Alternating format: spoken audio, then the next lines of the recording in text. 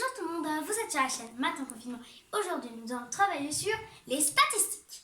Alors, vous avez face à vous un tableau des notes obtenues par les élèves au dernier contrôle qui a eu lieu pendant le confinement et qui, de ce fait, ne sera normalement pas comptabilisé dans le calcul des moyennes. Alors, la question que je vous pose tout simplement, observez les résultats et à partir de là, pouvez-vous me dire combien de personnes ont rendu leur devoir? La réponse est évidente, ici, et précisément 32. À partir de là, vous pouvez le constater qu'il y a une case manquante.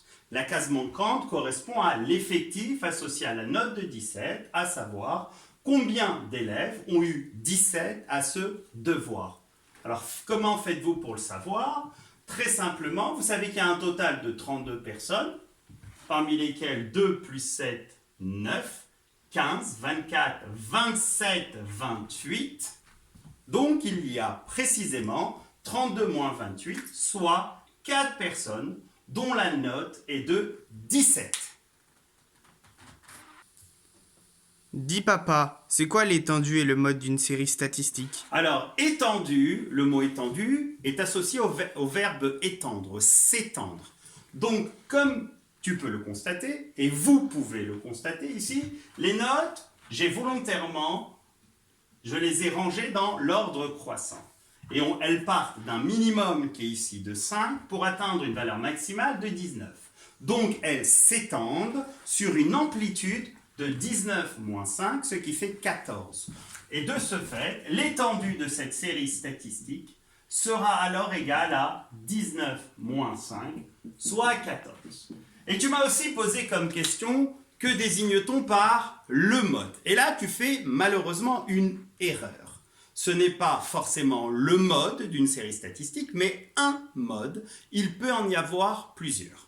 Alors, un mode, ça correspond à quoi? C'est pour chacune des valeurs de cette série statistique, en l'occurrence ici des notes, là où les valeurs qui sont le plus représentées, c'est-à-dire dont l'effectif est le plus important. Et comme vous pouvez le constater, la note de plus grand effectif, c'est la note de 12, dont l'effectif associé est de 9. Donc ici, on a bien un mode, il n'y en a qu'un seul. Donc le mode de cette série statistique est de 12. On écrit le mode, c'est 12. Dis papa, on fait comment pour compléter la case des effectifs cumulés croissants? Alors, comme son nom l'indique, effectif, cumulé. Cumulé, c'est-à-dire qu'on va rajouter, et croissant, on va rajouter des valeurs positives. Alors, pour comprendre les choses, la valeur associée ici, c'est-à-dire l'effectif cumulé croissant associé à la note de 2,5, correspond au nombre de notes inférieur ou égal à 5. Combien y a-t-il de notes inférieures ou égales à 5? Eh bien, il y a précisément 2 notes, à savoir les 2 notes qui sont égales à 5. Donc, si je vous demande quelle est la valeur qu'il va falloir inscrire dans cette case, c'est le nombre de notes inférieures ou égales à 8. Alors, combien y a-t-il de notes inférieures ou égales à 8? Il y en a précisément 2 plus 7, à savoir 9. Pour la même raison, la valeur inscrite ici, ça va être le nombre de notes inférieures ou égales à 10. Combien y a-t-il de notes inférieures ou égales à 10? Vous avez pour cela 2 possibilités pour compléter cette case. La première, peu judicieuse, qui consiste à additionner 2 plus 7 plus 6 et pour obtenir 15. Ou la deuxième, un peu plus judicieuse, du fait que le 9 que vous avez obtenu précédemment correspondait au 2 plus 7. Donc pour obtenir ici la valeur, on fait 9 plus 6, à savoir 15. Pour obtenir celle-ci, on fait 15 plus 9, ce qui fait 24. Par la même occasion, 24 plus 3, ce qui fait 27. 27 plus 4, 31. Et pour finir, 31 plus 1, 32. Donc, si les calculs ont été effectués sans erreur, alors forcément la valeur qui sera indiquée ici correspondra au nombre de notes inférieur ou égal à 19. Et comme 19 est le maximum, forcément toutes les valeurs, en l'occurrence les 32, sont inférieures ou égales à 19, d'où des réponses qui doivent être identiques ici et ici. Dis papa, comment fait-on pour cumuler la case des Pour effectifs, compléter, pas pour cumuler. cumulés décroissants? Alors, comme son nom l'indique, comme tout à l'heure, cumuler, on rajoute, mais la valeur qu'on va rajouter n'est pas forcément une valeur positive. Donc ici, en ce sens, que c'est décroissant, donc les valeurs qu'on va inscrire vont aller en diminuant, contrairement à ce qui a été fait tout à l'heure. Donc, comprenez, je tenais à vous rappeler que, ne serait-ce ici la valeur de 15, c'était le nombre de notes inférieur ou égal à 10. Ici, en cumulé décroissant, ça va être le nombre de notes supérieur ou égal. Nombre de notes supérieur ou égal à 5, forcément la totalité. Tout le monde a eu une note supérieure ou égale à 5, vu que 5 était la note minimale. Nombre de notes supérieures ou égale à 8, tout le monde a eu une note supérieure ou égale à 8, excepté les deux qui ont eu 5. Donc ici, on en a 30. Nombre de notes supérieures ou égales à 10, qui a une note supérieure ou égale à 10? Eh bien, tout le monde sauf les 9 ici. Donc, ce qui fait 32 moins 9, 23. Et ici, si jamais vous comprenez le principe, donc ici, on avait l'intégralité. Puis, pour obtenir la case, on fait 32 moins 2, on obtient 30. 30 moins 7, on obtient 23. 23 moins 16, on obtient 17. 17 moins 9, on obtient 8. 8 moins 3, on obtient 5. 5 moins 4, on obtient 1. Et si cette ligne des effectifs cumulés décroissants a été correctement complétée, la dernière valeur que vous devez obtenir correspond au nombre de notes supérieures ou égales à 19, et précisément, il n'y en a qu'une seule ici, c'est 1. Dis papa, comment fait-on pour calculer ici la moyenne? Alors, rien de plus simple, depuis que vous êtes petit, vous calculez des moyennes, et pour calculer des moyennes, vous avez deux possibilités. La première, c'est de dire, vous allez faire 5 plus 5 plus 8 plus 8 plus 8 plus 8 plus 8 et ceci 7 fois, plus 10 et ceci 6 fois. Mais vous avez une manière bien plus judicieuse et qui est associée à la notion même de multiplication. Donc vous avez 2 fois la note de 5, 2 fois la note de 5, puis 7 fois la note de 8, puis 6 fois la note de 10, puis 9 fois la note de 12, puis 3 fois la note de 13, 4 fois celle de 17 et une fois celle de 19. Et vous allez, pour obtenir la moyenne, diviser le résultat obtenu par combien? Et ne commettez pas l'erreur souvent commise qui consiste à diviser par 1, 2, 3, 4, 5, 6, 7. Non, il y a au total non pas 7 notes. Il y a 7 notes différentes, mais il y a au total 32 notes. Donc, vous divisez par 32. Le temps de la pause, vous allez prendre votre calculatrice, vous allez faire le calcul et vous allez vérifier que votre calcul est le bon. Et si vous n'obtenez pas le bon résultat, pensez à l'arrondir au centième, c'est-à-dire 2 chiffres après la virgule. A tout de suite. Alors, j'espère que vous savez utiliser correctement la calculatrice. Et si vous n'en avez pas, de toute manière, ça se fait de tête. Et vous avez donc trouvé une moyenne qu'on va noter x bar égale à 11,25. Ça signifie précisément que si tous les élèves avaient eu la note de 11,25, la somme des notes obtenues au total est précisément la même que celle qu'on obtiendrait avec ces notes de 5, 8, 10, etc., etc. Dis papa, comment fait-on pour calculer la médiane? Alors tu verras plus tard que précisément c'est une médiane et pas forcément la médiane, mais là on va parler de la médiane à ton niveau. Alors, pour déterminer la médiane, on va déjà se poser la question non pas de la valeur de la médiane, mais de sa position. Garde bien en tête que ce qui importe n'est pas la valeur de la médiane, mais sa position. Alors pour cela, sachez une chose, que si l'effectif total est égal à grand N, si l'effectif total est égal à grand N, alors la position de la médiane, une fois les valeurs rangées dans l'ordre croissant, la position de la médiane, et ce n'est pas la peine de distinguer différents cas, cette règle convient de manière générale. La position de la médiane, c'est grand N plus 1 divisé par 2. Donc si on venait à mettre en application dans ce cas particulier, l'effectif total est égal à 32, donc la position de la médiane, ça fait 32 plus 1 divisé par 2, ce qui fait 33 demi, à savoir 16 et demi. Alors, que signifie précisément une position de 16 et demi? Alors, une position de 16 et demi, c'est précisément la valeur qui est obtenue en faisant la moyenne entre la 16e valeur et la 17e valeur. Alors, tu vas me dire, mais où se trouve la 16e valeur et où se trouve la 17e valeur? Alors, si on réfléchit, le plus simple est de considérer la case des effectifs cumulés croissants. Où se trouve la 16e valeur? Donc, si on observe les choses, les deux premières valeurs les plus basses sont à 5. De la 3e à la 9e, elles sont à 8. De la 10e à la 15e, elles sont à 10. De la 16e à la 24e, elles sont à 12. De la 25e à la 27e, elles sont à 13. De la 28 à la 31e, elles sont à 17. Et la 32e est à 19.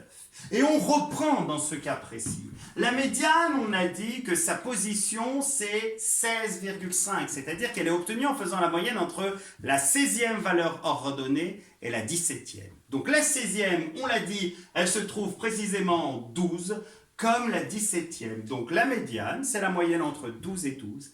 Je ne vous laisse pas de pause, ni d'utilisation de calculatrice. La moyenne entre 12 et 12, c'est précisément 12. Donc ici, la médiane, non pas sa position, mais sa valeur est égale à 12.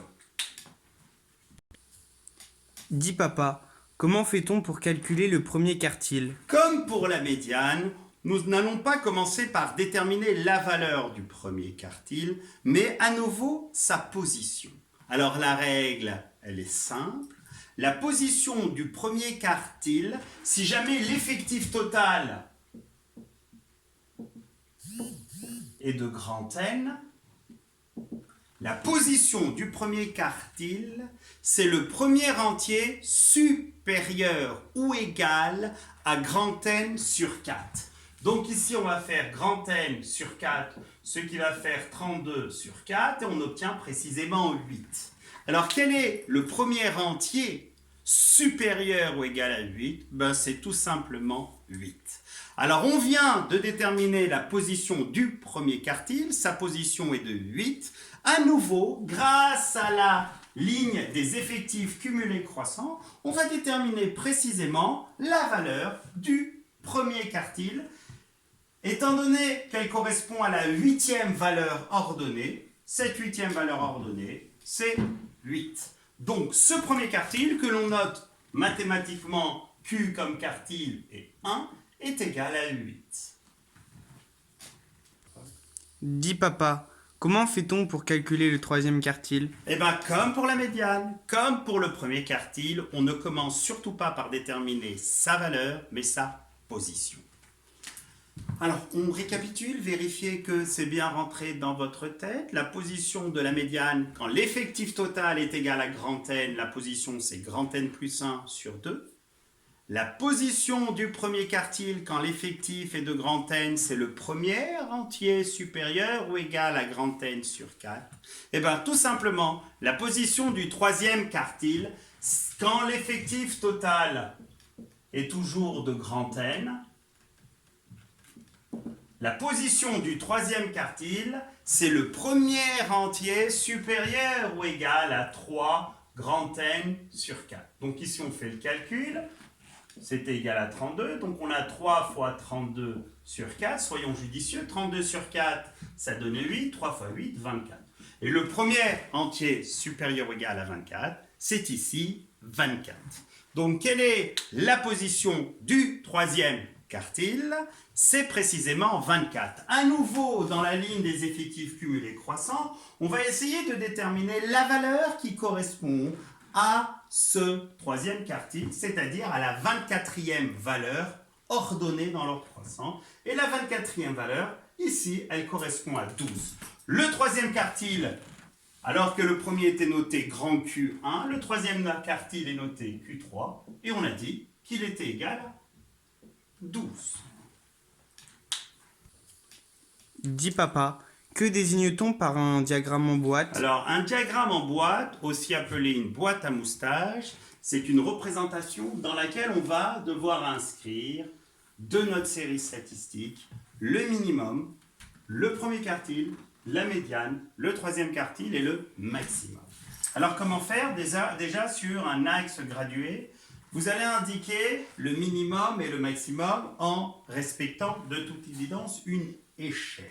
Vous allez, donc ici on a vu que le minimum c'était 5, on a vu, j'ai reporté les valeurs au-dessus, que le premier quartile c'était 8, 6, 7, 8, ensuite que la médiane est à 12, tout comme le troisième quartile, et que le maximum est à 19. Alors regardez le concept même d'une boîte à moustache ou un diagramme en boîte. On part du minimum, on prend sa règle, on le fait plus proprement que moi, on arrive au premier quartile. Donc ici on va écrire minimum, premier quartile, ici à la fois la médiane et le troisième quartile, et ici la valeur maximale. Donc ici on va faire un grand trait. Alors il y en a qui trouvent qu'à la fin le résultat ressemble à une moustache. On prolonge jusqu'à la valeur de la médiane, on met un trait, et ici dans ce cas très particulier, on a une médiane égale au troisième quartile, donc on rajoute un trait qu'on superpose, donc d'où un trait à double épaisseur ici, et on va prolonger jusqu'au maximum. Alors pour récapituler tous ces résultats à savoir, donc qu'est-ce qu'il faut savoir? Il faut comprendre que de la note minimale jusqu'au premier quartile, de manière générale, il n'y a pas un quart des valeurs, il y a au moins un quart des valeurs, c'est-à-dire qu'il y a au moins 25% des valeurs qui se trouvent entre 5 et 8 comprises. Ensuite, il y a au moins un quart des valeurs qui se trouvent entre Q1 et la médiane, donc ici il y a à nouveau au moins 25%. Puis, il y a au moins 25% des valeurs qui se trouvent entre la médiane et Q3. Et pour finir, il y a au moins 25% des valeurs qui vont se trouver entre le troisième quartile et le maximum. D'accord? Donc, comprenez cette histoire de quartile, c'est-à-dire quart, un partage en 4. Donc, si maintenant je vous dis de manière générale, et pas dans ce cas précis où médiane et troisième quartile sont confondus, de manière générale, si vous avez un diagramme en boîte, que peut-on dire du nombre de valeurs se trouvant entre le minimum et la médiane? Eh bien, l'information la plus précise que l'on peut donner n'est pas sur un nombre, mais sur un pourcentage, et par la suite un nombre si vous voulez, mais ce n'est pas une valeur exacte. C'est qu'il y a au moins 50% des valeurs qui se trouvent comprises entre le minimum et la médiane, comme il y a aussi au moins 50% des valeurs qui se trouvent comprises entre la médiane et le maximum. Alors, on va faire un petit test pour vérifier que tout ce qui a été expliqué est parfaitement assimilé. Donc, j'ai noté au tableau les notes de quelques élèves à la dernière interrogation. Et je te demande de me déterminer tout d'abord l'étendue de cette série statistique. Alors déjà, on va les mettre dans l'ordre croissant. Oui, ça va nous servir par la suite.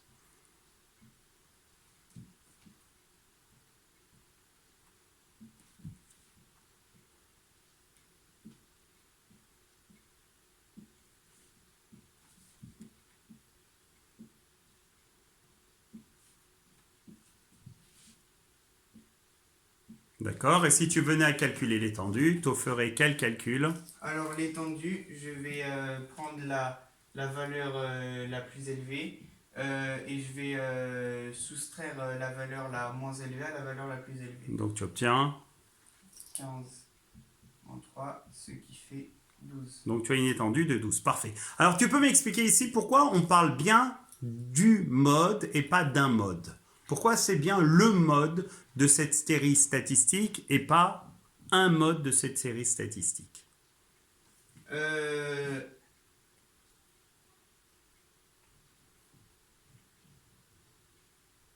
Donc, On parle d'un mode parce que il y a une note de chaque et deux notes de 15, donc le mode est de 15. D'accord, donc on parle bien du mode. Le mode est de 15, c'est la seule valeur la plus souvent représentée. Alors la moyenne, tu n'as pas besoin, ça tout le monde sait calculer la moyenne. Alors maintenant explique-moi, comment vas-tu faire? Tu peux effacer 15 moins 13 égale 12. Comment vas-tu faire pour calculer, pour me déterminer précisément la médiane de cette série statistique? Alors pour calculer la médiane, on va du coup déjà calculer le nombre de notes. Du coup 1, 2, 3, 4, 5, 6, 7. Du coup n égale 7.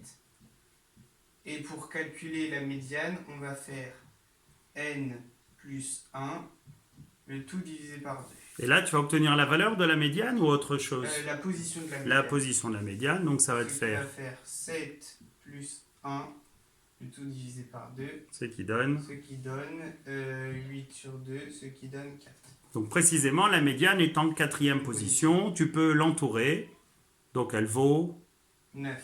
9. Et là, dans ce cas particulier, on aurait pu éviter de faire n plus 1 sur 2. La médiane, une fois les valeurs rangées dans l'ordre croissant, c'est la valeur se trouvant en position centrale. Donc ici, c'était bien 9. Mais il a appliqué la formule pour dire qu'elle se généralise à un nombre très important de notes. Très bien. Maintenant, si tu venais à calculer le premier quartile, donc tu commencerais par faire quoi?